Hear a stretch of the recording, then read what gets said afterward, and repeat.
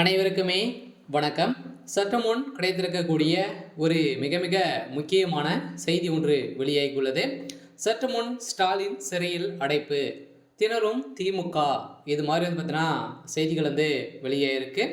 So சமீப காலத்தில் பார்த்தீங்கன்னா திமுக ஒரு மிகப்பெரிய சம்பவங்கள் நடந்திருக்கு இல்லையா? ஸோ பார்த்தீங்கன்னா தமிழகத்திலே முதல் முறையாக வரலாற்றிலே முதல் முறையாக பார்த்தீங்கன்னா டாஸ்மாக் கூடிய நிறுவனத்திலும், ஸோ அதே மாதிரி திமுக சேர்ந்த முக்கிய புள்ளிகளுடைய வீட்டிலும் பார்த்தீங்கன்னா தொடர்ந்து நிறைய ரெய்டுகள் சுற்றி சுற்றி திமுகவே சாட்டி வந்திருக்கக்கூடிய நிலையில் இப்போ திமுகவுடைய தலைமையகத்திலே பார்த்தீங்கன்னா கை வைக்கக்கூடிய நிலைக்கு வசமாக இப்போ சிக்கியிருக்காங்க சொல்ல.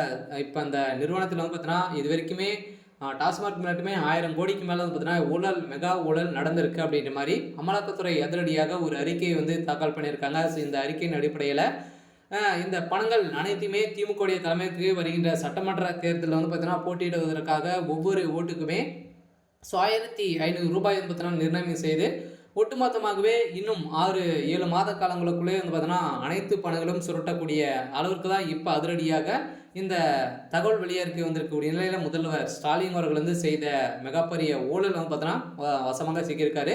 இதை தொடர்ந்து அவருடைய மருமகன் சபரீசன் அவர்களும் சிக்கியிருக்கக்கூடிய நிலையில் தான் இந்த பணங்கள் அனைத்துமே சபரீசனுடைய அக்கௌண்ட்டுக்கு தான் ட்ரான்ஸ்ஃபர் ஆகிருக்கு. இந்த நிலையில் கருப்பு பணங்கள் அனைத்துமே ரகசிய அறியல் பார்த்தீங்கன்னா வசமாக சிக்கியிருக்கு. இதனால் முதல்வர் ஸ்டாலின் அவர்களுக்கு இதில் தொடர்பு இருக்குது. திமுகவுடைய தலைமையகத்தை நடத்தக்கூடிய தகுதி உங்ககிட்ட இல்லை. சட்ட ஒழுங்கை மீறி இதுக்கு மேலே திமுகவுடைய அரசு நடந்துட்டு வருது அப்படின்ற மாதிரி தான் இப்போ சாட்டியிருக்கக்கூடிய நிலையில் சதுரடியாக முதல்வர் ஸ்டாலின் அவர்கள் பார்த்தீங்கன்னா சிறையில் அடைக்கப்பட்டிருக்காரு அப்படின்ற மாதிரி தகவல் வெளியாக இருக்குது. சில செந்தில் பாலாஜி அவர்கள் பார்த்தீங்கன்னா அவர் பார்த்தாலே அனைவருக்குமே தெரியும்.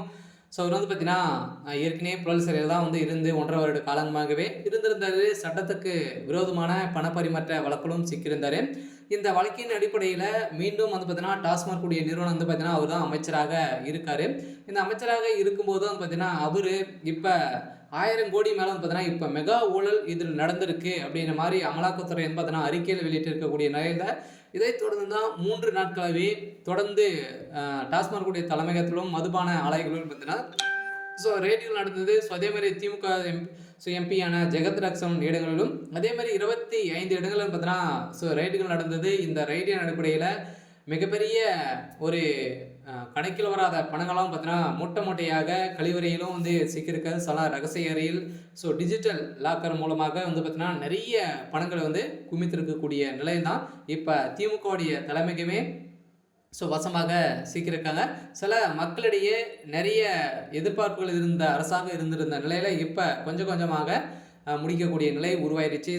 முதல்வர் ஸ்டாலின் அவர்களும் சிறைக்கு செல்லத்துக்கான அனைத்து ஏற்பாடுகளுமே நடந்திருக்கு.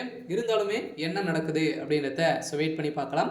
இது மாதிரி செய்திகளை தெரிஞ்சுக்கணும் அப்படின்னா மறக்காமல் நம்மளுடைய சேனலை சப்ஸ்கிரைப் பண்ணி சப்போர்ட் பண்ணுங்கள். தேங்க்யூ.